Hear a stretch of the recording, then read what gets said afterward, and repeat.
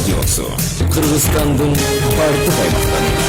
Бишкек шаары FM 90.2, Талас FM 90.3, Жалалабад FM 100.5, Нарын FM 98.7, Ысыкөл FM 92.6, Ош FM 105, Баткен FM 101.5 тынчтыгында. İş gündürü saat 9'dan 17.00'e çeyin Parlament FM radyosun uğa alasızlar. Ardayım, biz menen birge olumuzдар. Саламатсыздар, урматтуу радиогучулар. Кутмандуу күнүңүздөр менен Парламент радиосу күнүн тартибинде программасына кезек бермекчи. Бүгүн Жогорку Кеңештин жыйынында Өкмөттүн 2018 жылдагы аткарган иштери боюнча маалымат угулуп жатканда, коомчулукта резонансты жаратып жаткан уран маселеси да көтөрүлбөй койгон жок.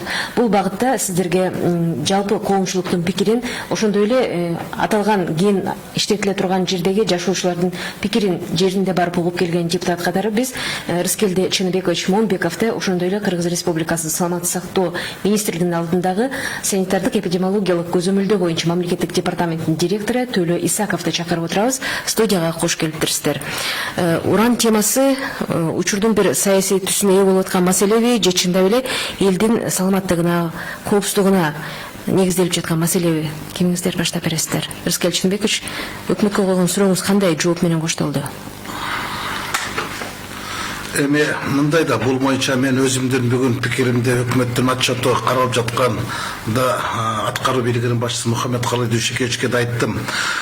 Уранды биз каскандан, аны саткандан пайда табасызбы же анын калдыгын канча жылдардан кийин жапкандан зыян тартабызбы? Ошону өкмөт өзү карап чыгыш керек болчу. Деги эле бүгүнкү күндөгү Кыргызстандагы эң актуалдуу маселе бул албетте ушул уранга байланышкан маселе. Буга кандайча чалгындоого уруксат беришкен, бунун кесепети канчалык, бунун пайдасы канчалык, эч кандай мындай экспертизалык корутундулар чыкканы менен элдин пикиринен ашкан экспертизанын корутундусу кереги жок болчу. Элдин пикири бул экспертизанын эң негизги пири. Бир эмес, пири деп айтам да. Эл буга каршы. Азыр эл ачканга каршы, ууга каршы, өкмөт чууга каршы болуп туруп, эки анча болуп турат да. Мындайда коомчулуктун пикири бул коопсуздуктун пикири. Коомчулуктун бүгүнкү күндө коңгуроо кагып жатканы бул келечектин коопсуздугунан кабар берип жатканы. Бизде бүгүнкү күндө Кыргызстанда 92ден ашык уран калдыктары бар, жана кен байлыктары менен кошулгандагысы бар. Алардын 33-ü бул уран калдыктары көмүлгөн көрүстүндөр, хвостохранилище деп коет. Чын айтайык, мына 265 миллион тонна уран калдыктары бар. Анан биз андан дагы ошого азайткандын ордуна биз көбөйтө турган кылып туруп, дагы бир уран кенин аша турган болсок, бул чын айтканда элге каршы, же болбосо саясат болуп калат, мамлекетке каршы болот. Укуктук жагы мен билбейт экен, бирок улуттук жагы өзгөчө мааниге болуш керек. Булар айтып атпайбы, өкмөт башчы, биз анда ошол геологияга иликтөөгө, анаги чалгындоо уруксат берип койсок, ал компаниялар эртең бизди сотко берсе эмне кылабыз? Алар ушунча жыл иликтешип, бөктөп акча каражаттарын жумшап койду. Ошолорду эми сотко берсе, Кыргызстан дагы бир чоң эл аралык соттон утулуп, ошол бизди мындай дагы бир төлөмдөргө мажбурлап коебу депчи. Биз андан коркпошубуз керек. Биз буну чынын айтканда бул жерде чоң мамлекеттик деңгээлде афера болгону көрүнүп турат да. Бул жерде иликтей турган, изилдей турган нерсе жок болчу. Бул илгери эсебин убагында иликтелип калган. Ал жерде канча тонна уран бардыгын, канча тонна торий барын эсебин убагында чалгындалып бүткөн. Анан азыр мына ушул 2010 жылдан бери чалгындап келдик деп туруп, анан бүгүнкү күндө азыр айтып атпайбы, буларда 2 гана лицензия бар депчи. А бирок добычага, уранды иштеткенге лицензиясы жок да. Булар уже иштеткенге даярданып турушпайбы. Чынын айтканда, де юре булар разведка кылып атат, а де факто булар урудан казып атат. Мына ушул жерде элдин пикири буга каршы. Мен ошон үчүн айттым да, ошо темирден да биз теңирди бийик койсок жакшы болот турго, каражаттан дагы адамзаттын. Маселен, кен байлык бул туура мамлекеттики. Эл дагы мамлекеттики, бирок элдин байлыгы бул ден соолук. Biz ken baylık bilen koşu, el baylığında koşu satı atmayız mı? Keptin barı ben oşun ettim. Eldin baylığı al eldin mençigi. кен байлык бул мамлекеттин менчиги. А сатканга келгенде элдин ден соолугу кошулуп ошол менен кетип калат да. Мен ошого кейип атам, ошон үчүн бул чалгындоону токтотуп, азыр убактылуу токтотту. Бирок ошол лицензияны чакыртып алып, толук түрдө токтотуп койгону оң болот. Буну эл дагы колдойт. А эгерде өкмөт жок, биз комиссия иштеп чыкты, корутунду берди, бул жерде радиацияны азайтабыз, ал жерде биз жашылдандырабыз, тескерисинче мындай айта турган болсо, бир чоң тополоңдордун үстүнөн чыгабыз да. Ошол мамлекетке бир топ салым кошуп койду каражат жагынан деп айтып атпайсызбы? Ошолор эмнеге жумшалыптыр? Эмне көрүнүктүү бир нерсе иш жасалыптыр? Эми ошол өкмөттүн кызыктуу ошол жанагы кенди иштетип аткан Юраза компаниясы ошол социалдык пакеттер деп коет да, ошого бир 32 миллион сомдун тегерегинде акча жумшатып, салык палыгын кошкондо ушунча бериптир да. Анан ошо Көкмөйлүк айыл өкмөтүнө бир 12 миллион сомдук жардам бериптир. Эки футболный поле салыптырга ушундай бир болбогон нерсе берген да. Соцпакет деген бул азыр бүгүнкү күндө бул чын айтканда жанагы ошо жана уранды кенди алган компаниялардын мындайча айтканда баягы чотур деп коебузбу, ушундай өкмөткө сунат. Илгери деле ушундай болгон. Маселен Майлысуудагы уранды иштеткенде завод болгон, электрозалит деген. Ошол жерге лампа заводун куруп берген. Бул соцпакет сыяктуу эле, мына сиздерге биз жумушчу орундарды таап беребиз деп. Мен кушта уранды казышканда орт техника деп, бая билесиздер, карандаш чыгарган заводду салып беришкен. Азыр эми карап көргүлөчү. Бир кездерде 35 миң киши жашаган Майлысууда бүгүнкү күндө 15 миң киши жашап атат. 15 миң киши жашаган поселок городской типа деген статус бар болчу. Мен кушта бүгүн 1,5 миң киши жашап атат. Эмне үчүн? Ошо урандын калдыктарын кесепетинен, ошонун ооругандыктан, мына анын адамдын ден соолугуна, тагдырына, адамзаттын келечегине болгон кесепети. Мына ушул ден соолук маселесине жооп бере турган саламаттык сактоо министринин өкүлү дагы бул жерде Иса Байдалиевич, Төлө Байдалиевич ушул жааттан алганда, мисалы биздин практикада айтылып аткан Майлысуу, Кажысай сыяктуу шаар тибиндеги аймактарда элдин мындай ден соолугу жагынан кандай кабатырлануу болду буга чейинчи, башка аймактарга салыштыра келгенде? Туура, азыркы айтып өткөн сөздөргө туура айтылды. Бирок мен мында көп жылдан бери иштейм. Бул системада өзүм анализ жасап чыктым да. Ошол анализ жасаганда мынакей Майлысуу, Микуш, Кадышай шекафтар 50-60 жылдары казылып производство болгон да. Ушул. Эми союз убагында сиз экөөбүз иштегенбиз, союз убагында эч кимден сураган эмес. Азыр бир жерде кичине казайын десе эле элдер чыгып атпайбы? А жерде элдерде эч кимдер чыккан эмес, митинг болгон эмес. Ошон үчүн унчукпай кастырып, кээ бир айылдардын так жанында эле суунун боюнда эле казып эле, анан рекультивацияны дагы ошол эки 59-60 жылы жазылган. Кандай жазылган? Бирок эптеп-септеп эле жазап эметип койгон, ошонун баары тең. Анан азыр мынакей чыгып атат ошо Микуштагы, Кажысай, Жекептар, Майлысуудагы элдер. Азыркы акыбалды ала турган болсок, азыркы акыбал мен эки жакты тараптыкка же тияка бияка кошулбайм. Мен өзүмдүн оюмду айтайын, себеби дегенде мен деле мынакей элдин астында жооп беришим керек.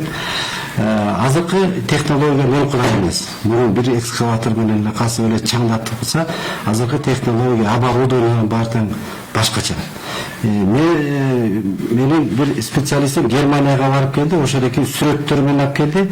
Германияда Дрезден шаарынын жанында эле айылдын түбүндө 10 метр экен, айылдын түбүндө. Ошо айылдын түбүндө уран казып, ошонун баарын тең тазалап алып чыгып, анан кийин рекультивация жасаптыр. Рекультивация дегенде азыр чоң технология менен азыркы башкача жасаганда, ошондо уровень радиацияны текшергенде, ошондо нормага чейин түшүп калган да. Анан буларды айтып атпайбы? Буларда биз дагы ошону кылабыз. Ошол экинде жасайбыз депчи. Ошо рекультивация кылып атканда дагы элдин контролунда да элди да кош керек да. Кандай рекультивация жасап атат? Туура жасап атабы? Ошо проект боюнча жасап атабы депчи. Анан кийин бул жерде мындай балким грубо болуп калат, салыштырма катары айтып келет да. Эгерде кайсы бир адамдын ашказанында чоң бир шишик опухоль, раковый опухоль болсо, ошол экини мисалы алып салып жакшы химия жасаса, адам ден соолугу мындай андан ары жашап кетет. Бул жерде чынында эле мынакей миллион тонна жатпайбы уран жердин астында. Ошо жердин астында экология өзүнчө опасный болуп турат. Туура айтат, тийбеш керек да көбүрөөчү. бирок аны тийиш керекпи эми өкмөт тарабынан чечилеттичи. Бирок ошо чоң билеген опухалды жердин астында жаткан булар алып ал жерде завод ачпайбыз дейт. Кенавтын завод мындай. Ошонун баары тең бүт технологияны сактап туруп алып кетсе, анан кийин ошону жакшынакай туура инструкцияны туура кылып туруп, рекультивация жасап туруп, үстүнө кетсе, специалисттер айтып атат, уровень радиация түшөт деп. Бирок албетте жана рекультивациянын баары туура эмес жасалып калса, жанагы муңкуш, кадышай, шекарттардай болуп калышы мүмкүн да. Кечире сиз мисалы рак клеткасын салыштырып атпайсызбы? Рактын деле мисалы завалдуу, анан завалсыз деген түрлөрү болот да. А биз кантип билсек болот экен анда жер астындагы эколог, геологдор жооп берүүчү суроо болчу, бирок сиздер деле мындай кызылып көрсөңүздөр керек, Ооба. Эми любой урандын кайсы түрү болсо дагы түрүнүн баары тең зыян. Мисалы, эгерде ошол жерде иштеп аткан непосредственно ошо заводдо азыр период эме жасап атпайбы казабызды. Ошол жерде иштеп аткандарга албетте зыян. Бирок өзүнүн инструкциясы бар. Бир күндө 5 саат иштеш керек, анан 6 саат иштеш керек, атайын костюмдар менен, индивидуальный костюмдар менен иштеш керек деген. Эгерде ошонун баары сакталбаса, аларга да зыян тиет. Биз болсо суунун анализин алып көрдүк. Суунун балыкчы, тоң, жанында жашаган айылдардын баарына тең сууну иче турган суунун анализин алдык. Ошо айылдардагы суунун радиациянын уровени жакшы эле. А бирок ошол жактагы жанагы ачактап коебузбу, жанагы Тең жаткан жер, тең жаткан жердин тегерегинде булактын суусу, арыктарга баткан суусу, албетте аяктан 3 эсеге чейин уровени өтө жогору. Бирок азыр бул табигаттын естественный фон деп коет, табигаттын. Ал бир топ жерлерде да ошондой болушу мүмкүн. Бирок азыркы албетте үй салып, жашаш азыркы болбойт. Биз ачыгын айтып атабыз, зыян деп. Мурун болсо, союз убагында болсо, жаштырып коюшу мүмкүн эле. Азыр биз жашырбай, эч кимге айтып атабыз. Өкмөт деле жашырбай эле айткылап атат элгечи. Ошонун баарын тең эле биз айтып атабыз. Жанагы онкология болуп ооругандын мынакей кадышсай муңкуштан баштап башка балыкчы, башка тоңдун баарын салыштырып көрдүк. Ошонун деңгээли бирдей эле болуп атат да, бир элдей, бир ойдой. Өтө эле мындай салыштырганда өтө эле көбөйүп кеткен жок, азайып кеткен жок. Бирок бул казып баштай электе бул рудниктер менен байланыштырган болбойт да. Азыркы эгерде дагы бир 5-6 жыл казып атып, алып атса, производство болсо, анда айтса болот, мынакей казып атат. Уровень заболеванияныз көбөйүп атат деп айтса болот эле да. Бирок чекоз Рыскелди Момбеков айтып кетпейди, мисалы азыр Майлуусуда 1,5 миңге жакын эле калк калды баш аягы депчи, муңкушта. Анан ошолор мисалы ал иштетилген учур Союз тушуна туш келди, бирок элдин агымы азыр деле уланып атканын айтып атышпайбы? Анда илгерки иштетилген менен азыркы жаңы иштетилгендин ортосундагы зыяны канчалык деңгээлде элдин ден соолугуна таасир этет? Муңкушта азыркы күндө ошондо үйлөргө жакын хвоста хранилище бар болчу да, бүгүнкү күндө аны болсо азыр пландаштырып жатат 4-5 километрге безопасный жерге чейин алып чыкканга. Ошондо бүгүн проект түзүлүп, анан азыр жол курулуп атат. Ошондоки жол менен, атайын жол менен ошондоки хвостторду жана хранилищенин баарын калдыктарын баарын тең алысыраак алып барып көмгөнгө. Мурун болсо туура эмес туруп калганда ошо хвоста хранилище. Ошон үчүн элдер туура эле ошол жактан көтөрүлүп атат. Бирок бүгүнкү күндө ошондоки хвоста хранилищени алыска жол алып барасыз. Муңкушта дагы ошондой, Кадышсайда дагы, ошо Шекафтарда дагы ошондой. Рыскелди Момбекович, ушул көмүлгөн жайларды башка жака ташып чыгарып кетүү үчүн бир аянтча болуш керек да, каякты өкмөт мисалы белгилеп атыптыр, кайсы жерге алып барыш керек? Мен эми мындай айтайынчы. Азыр саламат сактоо министринин өкүлү айткандан кийин менде мындай пикир пайда болду да. Өкмөттүн бүгүнкү күндө жүргүзүп жаткан уран калдыктарына же болбосо уран кен байлыктарына өлүмтүк саясат. Өлүмтүк саясат бул маңкурттук саясат деп айтам. Ачык айтайын. Анан бул байкем айтып кетип атпайбы, Францияда жаңы технология менен касыптыр, ден соолукка эч кандай зыян келбейт мындай депчи. Буну эколог айтса болот эле. Бул кишилер айтпаш керек болчу. Кесепети жөнүндө эч ким кепилдик бере албайт. Эгер ушул биз эртең кепилдик бере турган болсо, эл алдына чыгып кепилдик берсин. Бунун кесепети тийбейт деп. Кесепети тиет, тийгенде как еще тиет. Анткени урандын калдыктарын булар ошол жерден Кызыломполдон Ташбулактан казып балык шаарына чейин алып барабыз дейт. Ал жерден поездга жүктөп Карабалта шаарына алып келет. Карабалта шаарынан кум менен темирдин бөлүп алгандан кийин анан уран калдыктарын мраморный айылына алып барып көмөсөйт. Чүй областында мраморный. Бизде дагы бир жагы көрүстөндү биз уран калдыктарын көрүстөн окубабыз. Дагы бир көрүстөндү ачкан турат да, дагы бир чоң проблеманы алып келген жатат. Бул киши айтпай атат. Мисалы азыр Майры суудагы калктын ошо тухватчы менен ушундай бир медицина доктору атайын өзү ошол жакка барып изилдеп чыккан, иликтеп чыккан. Ал жердеги адамдардын жашоо же болбосо орточо жаш курагы 50ден араң ашат, 60га жетпеген. Мына кесепетти. Бул Милкушта эмне үчүн азыр 15 000 кишиден 1,5 000 киши калды. Алардын баардыгы ошол чайеке, ошол жумбалар айылдарына көчүп келип алыптыр. Кадимкидей эле оорушат экен. Анткени алар радиацияга адаптация болуп калган алардын организм. Ошон үчүн алар Милкуштан барып радиация кум топурактарды алып келип үйүнө капкаптап жыйып коюшуп, ошол оорунан ушинтип жасакташат экен да.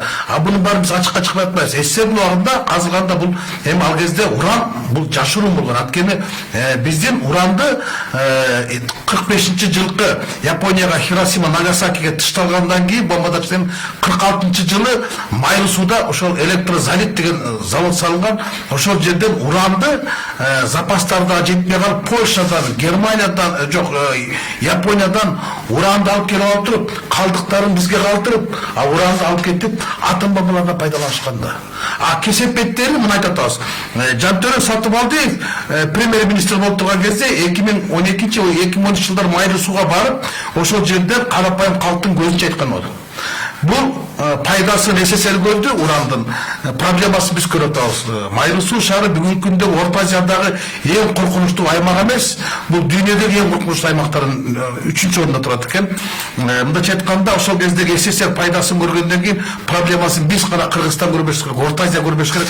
Алар Россия бүгүнкү күндөгү СССРдин мураскери болгондуктан бизге $30 миллион бериш керек деген. Анткени уранда Майры сууда уран калдыктарын бир жерден экинчи жерге кошуп, анын үстүн мурункудагыдай топурак менен эмес, бетон менен капташ үчүн $40 миллион кетет экен. Бизге $10 миллион дүйнөлүк валюта фонду берген. $30 миллион Орусиядан ошол кездеги премьер-министрден сурап кат жазган болчу. $30 миллион бербеген Орусия бүгүн жаңы кенде ачканга $30 миллион берип атпайбы? Ошо Карабалта газ ордунда. Мына кесепет ушул жакта турат да. Анан бул мен жанада айтып кетпедимби? Бул улуттук эмес, бул жагын караш керек депчи, укуктук жагын эмес. Анан укуктук жагы боюнча лицензияны берип коюп туруп, анан иликтөө иштерин жүргүзүп, анан чалгындоо иштерин жүргүзүп депчи. Биздин ата бабаларыбыз кен байлык сатып байган эмес. Мамлекет үчүн сактап келген. Анан азыркы кандай болгон күндө дагы бул уран, бул ул. Анан биз туризмди атабыз да. Туризмди жөнүнө кой. Ысыкөл областында туризм өлбөйт, бүтүн мамлекет өлөт. Мамлекет өлөт. Эртең кошуна казакстар эл аралык уюмдарга жашышы мүмкүн. Биз Кыргызстандагы уран кен ачылышына каршыбыз деп. Анткени ал жерде Кызыломполдон алыс эмес жерде Казакстан жайгашкан. Ал бир гана чүй Ысыкөл Нарын областына кедергесин тийгизбейт, бүтүндөй Казакстанга да кедергесин тийгизет. Анан экинчиден ал жерде мыйзам бузуу жол менен сезилип койгон. Ал жер Ысыкөл бизде өзүнчө зона, биосферная территория деген бар. Биосферная зона деген мыйзамга ылайык ал жерде кен иштетилбеш керек болчу. Кенди эмне үчүн берип койгон? Анан биз бүгүнкү кесепетте эмес, бүгүн ошол фирмага төлөп берип турган кесепетте эмес. Биз элдин эртең кесепетин эске алышыбыз керек да. Мен ошон үчүн айттым, уранды ачканча Куранды ачпайсыңарбы? Темирден теңирди ыйык көрбөйсүңөрбү? Ошо каражаттан адамзаттын тагдырын жогору койбойсуңар деп, ошон үчүн кан какшып айттым. Деги эле бүгүнкү күндө Кыргыз эли бул урандын ачылышына каршы болот. Ким эле ушул эртеңки элибиздин ден соолугун ушу құрыт қылғанға, бұрыт қылғанға кімдер қызықтар дейсің? Бұл қайсы бір адамдардың, қайсы бір қимылдың, және қайсы бір топтың, саяси топтардың қызықшылығы емес. Бұл бүтіндей мемлекеттің қызықшылығы, бұл тарихтың қызықшылығы, бұл атажұрттың қызықшылығы. Мұндай нәрседен пайда тапқаннан зияны көп болады. Ошол майдың суы бұл көрістен, уран қалдықтарын көмген. Азыр эми біз дағы ушул чүйде бір көрістенді. Ола, ишкерлерде қызықшылығы бар. Бұл жерден оңой олжо тауып, аябагандай миллиардтага кирешелер табат. Кыргыз эли только зыян табат, башка эч бир пайда таппайт.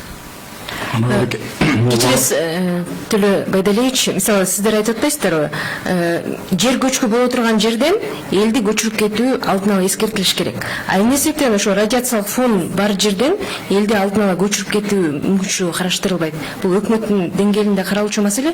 Мүмкүн сиздер отчет карап атканда ушуну деле сурап көрөсүздөр.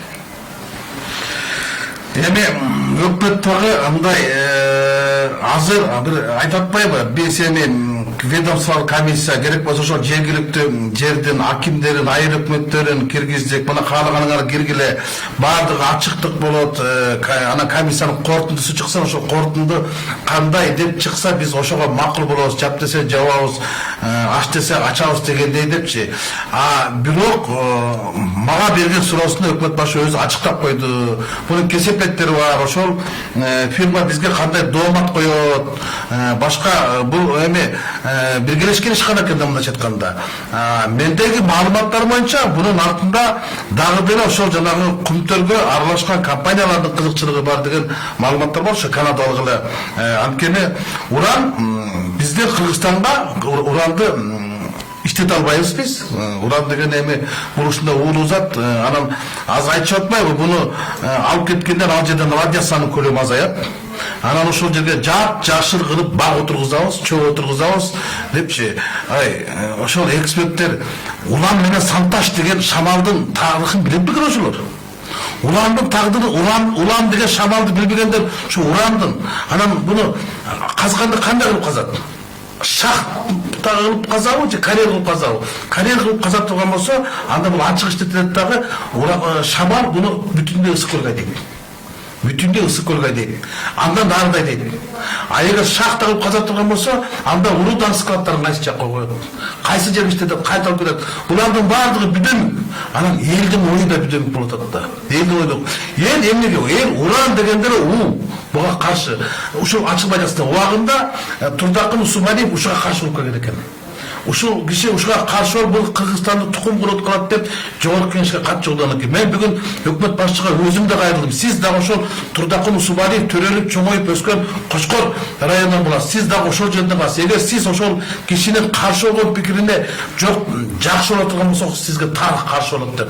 Анткени биз буга жол бериш керек. Койт ал жерде миллиард, мына мен азыр айрым эксперттердин пикирлерин окуп көрдүм интернеттен. Бул жерден эгер миллиард пайда таба турган болсо, кайта кийин ошол жерде басады кот кайра калууна келтириш үчүн 5 миллиард зыян учурат экенбиз. Анан бул эми кайсы экономикалык негиздеменин кереги бар? Бүгүнкү кызыкчылык ертеңки кыянатчылык болуп турат. Анан ушуга да корутунду жүргүзүш керек. Ушуга да экспертиза жүргүзүш керек. Эчтекенин кереги жок. Элдин пикирин эске алыш керек дагы. Болду, буну жабыш керек. Жанагы лицензия бергендерди жоопко тартыш керек дагы. Жанагы уруксат берген нерсени чакыртып алыш керек. Болду, ошондо гана эл тынчыйт. Мындай боло турган болсо, мен билбейм. Кыргызстанда бир чоң катастрофанын босогосуна туруп калат да. Мен да токтоп кетейин. Мына 2 күн мурун биздин премьер-министр элдин кооптонусун эске алып тиешелүү министрлик ведомствого тапшырма берди. Бүгүн болсо айтканда биз ошо министрлик ведомстволук баардыгы чогулуп иш план түздүк. Тапшырма боюнча ал жерге жана гидрометеорология, ветинспекция, Минздрав, экотехинспекция бүт баардыгын кирип өздөрүнүн сунуштарын айтты. Ошо бир сунушка бир иш пландын бир пунктуна киргиздик. Элге дайыма ар бир ай сайын ошо жылдын аягына чейин суроо берилсе, жылдын аягына чейин маалымат берип туруу. эмне болуп атат депчи. А жерге жанагы Роза Ветров деп коет, Шамал каякта айдайт, атайын гидрометеорология МЧСтин эмесине киргиздик. Силер ошонун баарын текшерип, Шамал каякка кетип атат. Рыбачынын шамалы башкача, ошо тиги жанагы казып аткан, разведка кылып аткан жердин шамалы башкача. Ошонун баарын маалымат элге берип турат. Эгерде албетте эл каршы туруп, кооптонуп, эгерде кайсы бир министерство, ведомство бирөө экөө эле айтса, да, действительно бул кооптонуу бар экен, ушул далилденип атат деп айтылса, анда ал жерге тиешелүү чекит коюлат болуш керек. Ошол элдик учуру боюнча маселеде суроо жоопсуз калды да? Эми мисалы могу жерде Жунда деген нефтепроизводство бар Карабалтада. Ошол жерде 80-90 үй кирип калган, жанагы охрана зонага.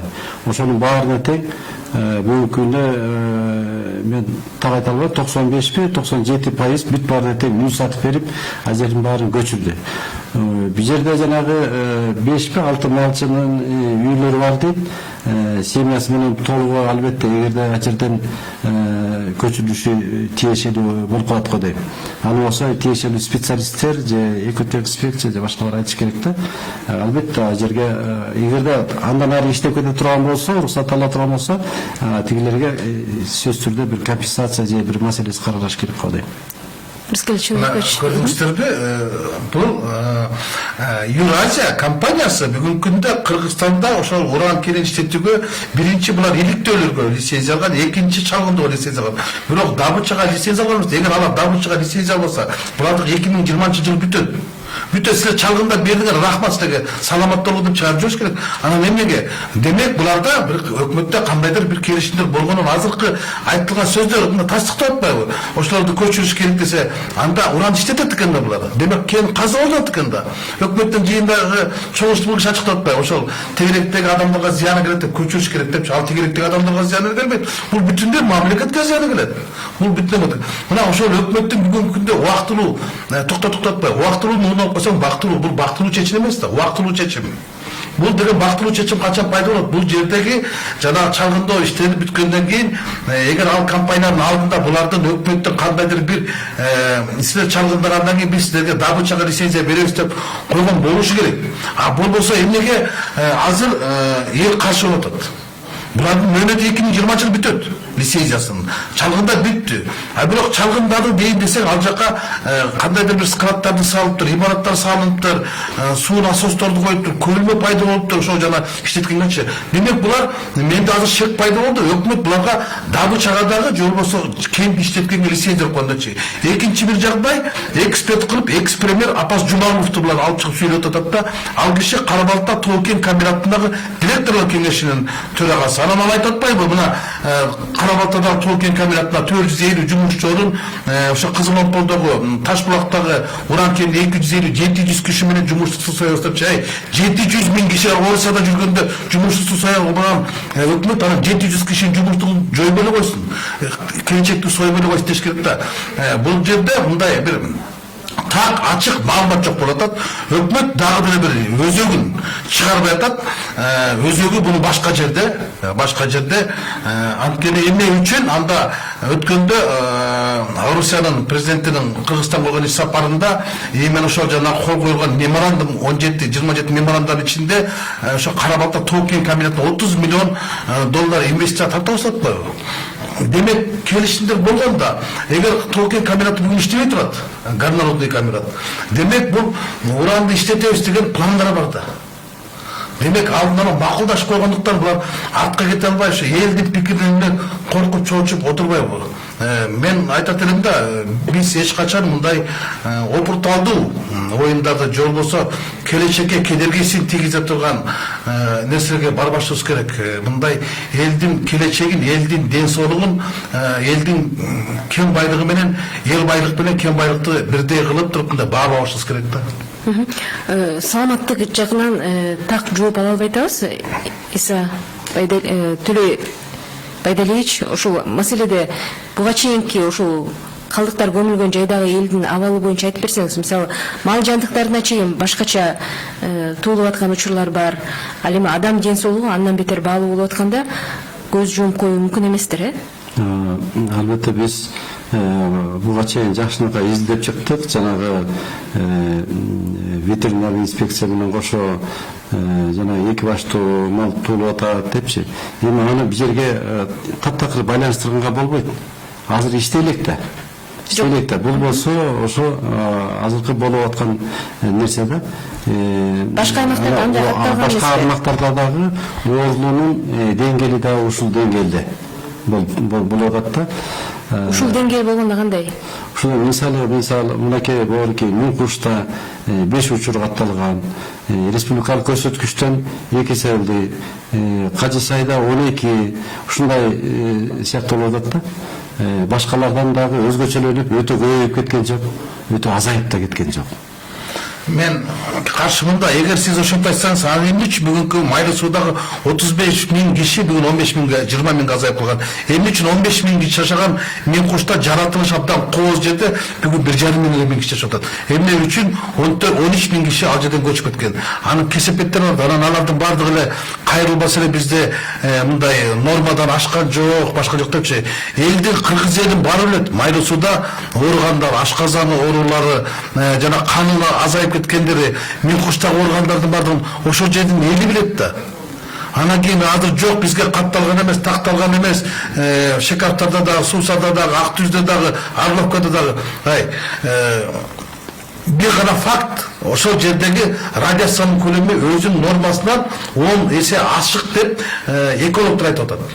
Экологдор айтып атат, ошо радиациянын көлөмү өтө коркунучтуу деп. Дүйнөдө Кыргызстан 3-орунда турабыз. 1-орунда эң булганган же болбосо эң коркунучтуу шаар бул Украинанын Чернобыль шаары, атом электростанциясы кыйраган жер, ошолдо уран иштетчи. Экинчи Россиянын Дизерзик шаары, үчүнчү Кыргызстандын Майлысуу. Эң мындай коркунучтуу же болбосо мындай абасы радиацияга ууланган аймак деп айтылат. Анан кийин ушундай факты тургандан кийин анан кийин бизге бунун ден соолукка зыяндуу деле жок, баардыгы нормада деген өзү бул эми чын айтыш керек. Бүгүнкү өкмөттүн отчетунда эле да. Мен болгон нерсени айтып аттам, ошо лаборатория түрдө изилдегендин результаттарын айтып атам мен. Бияктан эч кимде алган эчтеке жок. Мисалы, экоинспекция 10 эсе дегени балким болуп аткандыр, бирок ал кайсы жерде текшерген. Биз болсо өзүбүздүн радиационный приборларыбыз бар, ал аккредитованный, аттестованный, ошол менен изилгендерде мына Майлысуу, Мункуш, Кажысай бул эле сүйлөшүп келдим өзүмдүн специалисттер менен. Текшерип жашаган элдердин жерде уровень радиации пределах нормы деп атат. Алар болсо ар кайсы жерден текшерет да. Ошо ачактан барып текшерет, хвостохрущанын жанынан текшерет. Албетте хвостохрущанын жанынын тегерегинин баары тең, ал превышение болушу мүмкүн. Бул жерден эч кимде мындай алдайын деген маселе жок. Себеби дегенде эртең да мен да жооп берем. Эң коркунучтуусу суу жээктерине жакын болуп аткандыгы болуп атат да. Ооба. Мисалы бүгүнкү казылып аткан жерде биз айтып атпайбызбы, 3 эсе превышение бар деп нормадан. Себеби дегенде ал жерден мал да ичет, мал оттойт, ал жерден булак агып барып туруп ылдыйкы айылдарга чейин түшөт. Бирок айылдагы ошо мисалы балыкчы тоңдон ичип аткан өзүнүн скважинасы, эл ичип аткан суунун анализин алып көрдүк, ал жерде пределдик норма. Аны болсо независимый эксперттерди булар департаменттен да алып атат, барып текшергилечи деп айтып көрсө да болот аны. Эле ал эксперттер канчалык деңгээлде ишке тартылган экен? Кызыгып көргөн жоксуздарбы сиздер? Калыс сүйлөй турган. Бул боюнча азыр мындай деп атпайбы, дагы өкмөт башы айтып атпайбы, экспертизанын корутундусу керек депчи.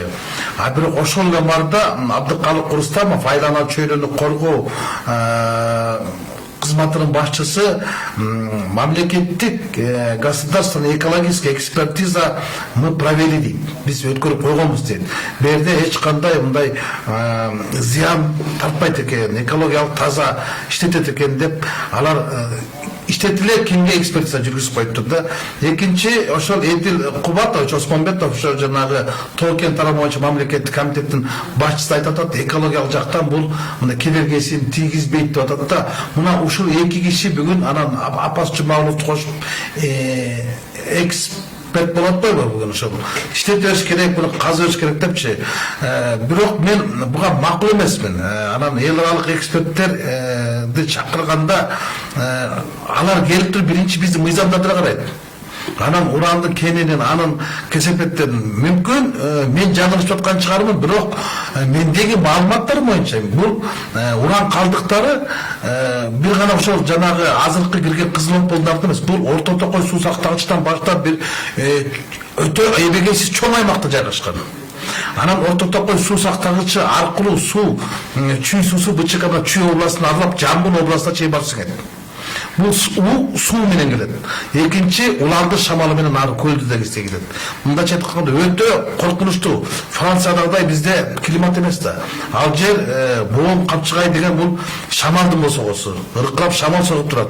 Анан биринчиден ошо жергиликтүү элдин дагы коңгуроо аткан нерсеси бар. Анан ден соолуктатпайбы баягы нормасы бар деп чейме биз ошо уран калдыктары көмүлгөн жердеги радиацияларды текшерип атат да булар.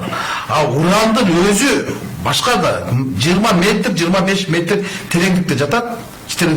Анан кийин ошолорду баарын алып кетип эле бул түшөт дагы ошол жерге жапжашыл чөп болгондон кийин мал оттоп жанагы кой үстүндө торгой жумурткалайт деген заманга келип жатканы баарды бул миф жомок. Байлашка келген угарманыңыз бар экен, угуп көрөлү. Алло, Бишешарагайлы Өлтөрахан. Алло, Бишешарагайлы Өлтөрахан. Бүгүнкү күндөгү Малия шаарында, Кажышай шаарында адамдардын кечкен азайып кеткени ал радиациялык фондон эмес. Бүгүнкү күндөгү бийликтин жакшы иштей албагандыгынан, элге социалдык маселелерди чечип бере албагандыгынан, жана ошондой эле жаратылышы туурап калдыра албагандыгынын кесепети менен баардыгы миграцияга көчүп кетип кетип жаткандыгынан белгилесек болот. Так учурунда Малия шаары ошол жерде уран казылып атканда Москванын камсыз осунда туруп, өзүн бардыгы эң жакшы шаар деп аталгандыгын мен нече күндө айттым, бүгүн да кайталап атам мен. Ошондуктан уран кенен ачып, буну чарбачылыкка кеңири пайдалануу керек деп эсептеймин мен. Алейкум. Эми бул киши айтып атпайбы, ушу уран кенин ачып иштетсе болот, мен ошондой деп эсептейм дечи. Буну эң ирide өкмөт кепилдик бериш керек. Анан ошол жер иштетип турган компания кепилдик бериш керек, анан эл ага макул болуш керек. Эгер эл макул болбой турган болсо, буну жерди күчкө салып эч ким ача албайт. Уранды күчкө салып эч ким сата албайт. Анткени ошол кезде деле Турдакун Усубаев Кыргызстанды чейрек кылым башкарган. Ал деле ошол кезде СССРдин убагындагы эң кыйын деген академик эксперттердин корутундусун көрүп туруп ушундай бүтүнгө келген. Азыркы коңгуроо кагып аткан биздин экологдор деле ачык айтып атпайбы? Жок, бул баары бир деле бунун пайдасынан зыяны көп деп атат да. Азыркы эксперттер айтып атат. Анан кийин албетте баягы өкмөт мындай жалдап койгон адамдар айтып бериши мүмкүн, ой бунун пайдасы көп деп. Биз кумтөрдөн пайда көп таптыкпы же зыян көп таптыкпы? Мына ушул маселени карап коюшубуз керек. Рахмат. Рахмат, атайын студияга келип, негиздүү суроолорго жооп бергениңиздер үчүн. Бүгүн студияда мейманда Жогорку Кеңеш депутаты Рыскелди Момбеков жана Кыргыз Республикасынын саламаттык сактоо министрлигинин алдындагы санитардык эпидемиологиялык көзөмөлдөө мамлекеттик департаментинин директору Төлө Исаков болду. Парламент радиосу менен бирге болсоңуздар, бир нече убакыттардан кийин жыйындар залынан өкмөттүн 2018-жылдагы отчету тууралуу маалыматты дагы улантып уктурмакчыбыз. Парламент ФМ радиосу Кыргызстандын бардык аймактарында. Бишкек шаары ФМ 90,2, Талас ФМ 90,3.